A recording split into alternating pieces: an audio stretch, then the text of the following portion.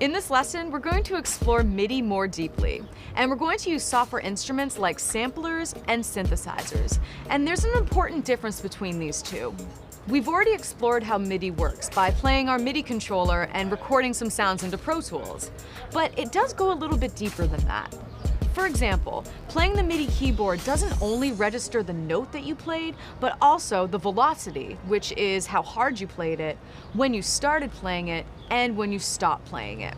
Even though we're using MIDI for a musical purpose, MIDI itself is not sound. We're using the data through our MIDI controller to tell the computer what sounds we want to play, how hard, and when. So let's talk about the difference between synthesizers and samplers. First, synthesizers are instruments that you can use for more electronic sounds in your production.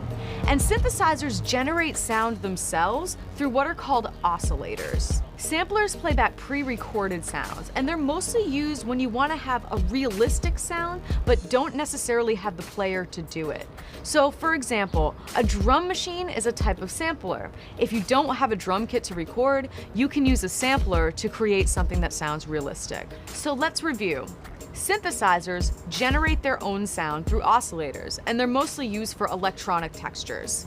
Samplers play back pre-recorded sounds, and they're mostly used to recreate the sound of live acoustic instruments. Let's get started. If you're using Pro Tools in the demo version or you have the full version, open up a new session from the template we created during the last lesson. If you're using Pro Tools first, just create a new session with the parameters that we discussed from the first lesson.